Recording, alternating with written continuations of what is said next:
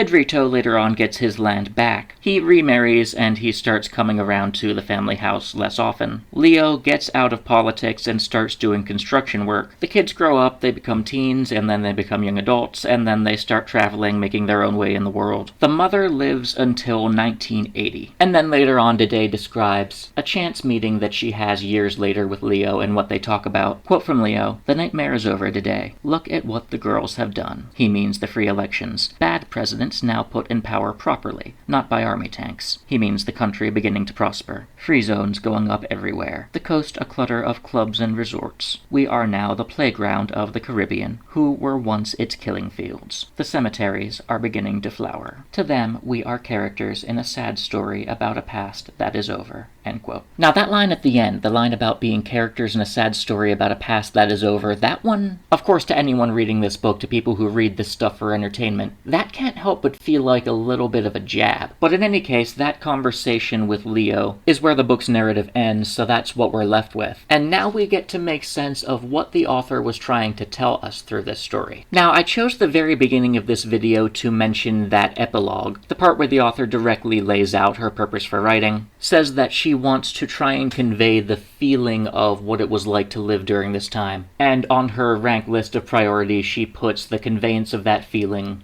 above even accurately retelling historical events. I said that was a good choice, I still believe it. And even after recording this whole video, I'd come away with the feeling that even just the recording, even just all the little anecdotes that are sprinkled in there, they give at least some idea of that feeling. So in that way, I think she did a good job. The other thing she mentioned was trying to find the humanity, trying to find what made these sisters so courageous that they stood up to such a dangerous regime. Not portraying them as some superhuman heroes, but portraying them as just plain humans. And that's something that even before I got to that epilogue, I sorta guessed at, that the author was trying to humanize these overhyped national figures, trying to bring them down to earth without portraying them too negatively, just portraying them as people, as humans.